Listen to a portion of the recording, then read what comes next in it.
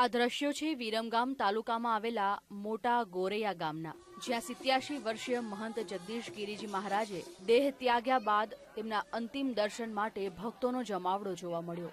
ભક્તોને જાણ કર્યા વગર જ મહંતે જળમાં દેહ ત્યાગ કર્યો હતો। તેમનો મૃતદેહ અમદાવાદના ગાંધી આશ્રમ નજીક સાબરમતી નદીમાંથી મળી આવ્યો હતો। ગોરૈયા ગામમાં અંતિમ દર્શન માટે તેમની પાલખી ફેરવ્યા બાદ સ્થળ પર સમાધિ આપવામાં આવી હતી। हरिद्वार से पंच परमेश्वर है, सबकी हाजिरी से, गांव वाला की हाजिरी से, और इनकी भगत बहुत दूर दूर तक के थे।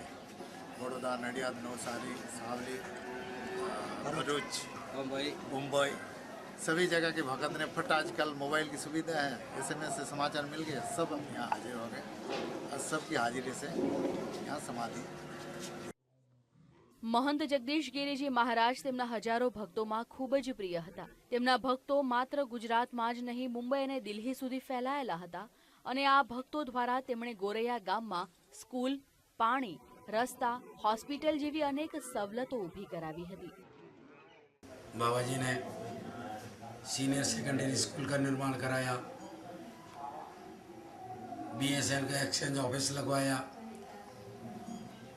पानी की समस्या का समाधान किया। वो हमेशा समाज के कार्य में रत रहते थे। જગદીશ ગિરિજી મહારાજ તેમના ભક્તોમાં એટલી હદે પ્રિય હતા કે જો તેમણે અગાઉથી જાણ કરી હોત તો તેમના ભક્તોએ તેમને દેહ ત્યાગ ન કરવા દીધો હોત। તેમની વિદાયથી તેમના હજારો ભક્તોમાં શોકની લાગણી વ્યાપી ગઈ છે। રંજીત જાદવ સાથે bureau report, VTV news, Viramgam.